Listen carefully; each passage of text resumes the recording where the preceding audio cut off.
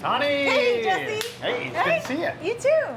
Thought we'd have a little pokey. I love pokey, but it's Friday. I was kind of hoping for some drinks. You and your cocktails. You're so needy. You know what? I think we should just check out their fridge. Maybe they have something. Fridge? We can't go in their fridge. What are you talking about? Trust me. All right, I'll trust you. Welcome to my office.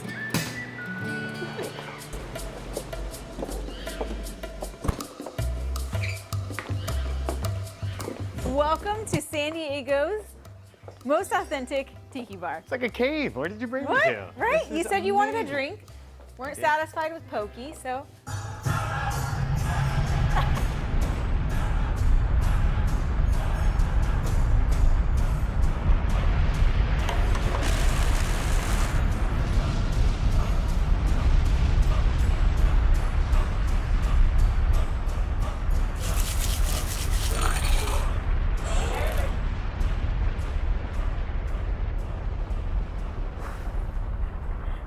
Was that warm enough for you, Jesse? Oh, yeah. Coming in that freezer? Wow, Think you that- need a little fire. That was amazing. You're welcome. Yeah, and it looks tasty too. It's literally getting hot Right? in here. Yes, So it you know is. Matt, right? I think the world knows Matt by Old now. friend of the show, yes. I thought I would surprise you and introduce you to another incredible place. So we're at the Grass Skirt I'm surprised. with the one and only Matt Spencer. Thanks for having us. Really nice to have you guys. Thanks for having me This back. is great. So we're no stranger to your other concepts. We've been to Kettner Exchange. Firehouse. Very close down the street, Firehouse. What made you establish the Grass Skirt and everything magnificent that it is? You know, I have some good ideas and I have some crazy ideas. This might have fallen in that category. We had done a lot of creative concepts, and we were in Chicago doing some R&D, and we stumbled into a really cool tiki bar called 3 Dots and a Dash. And it was very over the top. It had a Disneyland vibe, but also kind of a dark vibe to it. And we thought, tiki, we could do that in San Diego. You can. Yes, you can. And Tiki's so big. I mean, the first time I came here, I was blown away because it is. It's like I transported, like you said, into an amusement park. And there's so many more elements that go with that here and surprises. Drinks on fire, a lot of little creative things. Look at the food, the table alone. I mean. Oh, yes. Oh, the bao buns are amazing.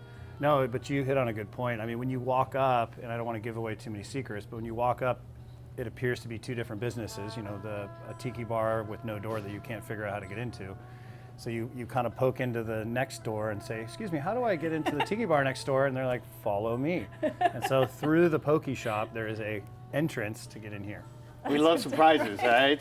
Jesse was clearly surprised. Yes, yes. But tell us about the bao buns, right? So the bao buns are interesting. I wasn't as familiar. Our chef from Kettner Exchange is award-winning chef Brian Redzikowski, and basically we make the bao buns from scratch, and they're steam buns, and I think they take 4 to 5 hours to make. We make all of them here in-house.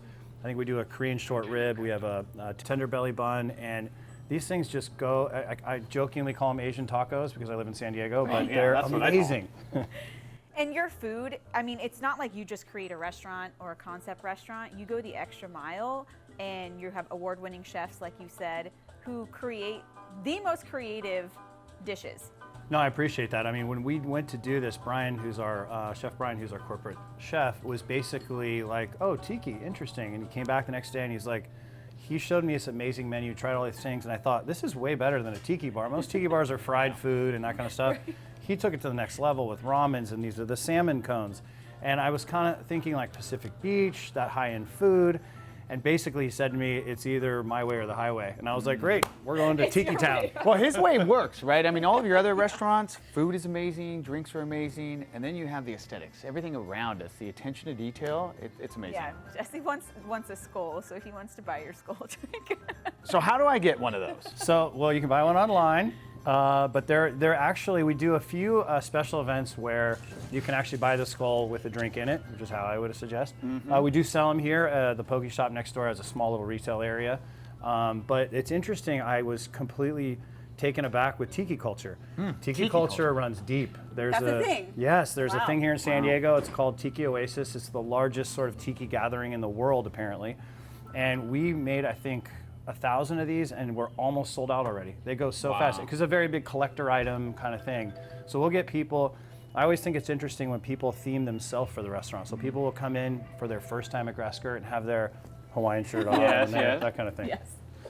See, I came in just lost the first time, so I don't know what Well, I was lost. I'm still speechless. This is amazing. But rum. Tell us about rum. You have Yes. a rum lovers club. We do. We my mixologist and head beverage guy was like, look, you know, we can do 10 or 12 rums, or we can do 250 rums. And I thought, we're never going to sell that. But I think back to that tiki culture, it kind of gives you street cred, right? There's the like, I'm kind of a fake tiki bar, or I'm taking this really seriously. So we have a 250 bottle rum selection, and we started to get some people that got really interested in it, kind of like, you know, tequila or mezcal. People are really getting interested in rum. And we close the restaurant down for an hour before we open. I think it's like a $200 deal. You get a special pin with like a skull. And we fly guys in from all over the world to talk about rum, the rum makers. And so you sit here at the bar, you learn a lot about rum. It's a really special thing.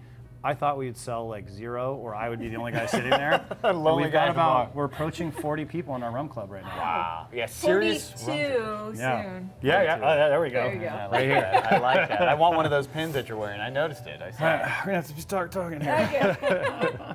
So what's cool too is that, I mean, so humble that you always think your ideas are never going to work, right? And then they explode. But you're really, truly, we've talked about this before, changing the culture of PB and what people think about it into a higher level. That's something that hits home with me. I mean, I'm a former volleyball player, to my friends who know me really well.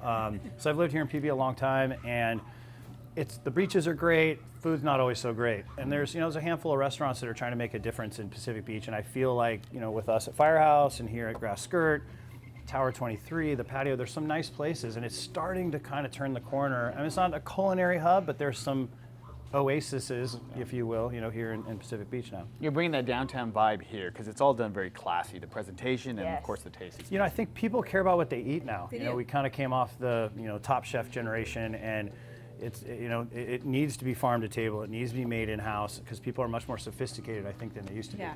And we said before, they want an experience. I don't want to come and just my food's here. Right. Like, what are you going to give Well, me? all of this is an experience. That fire was an experience, Oh, yeah. right? Oh, yeah. Trying to get inside is an experience. Yes.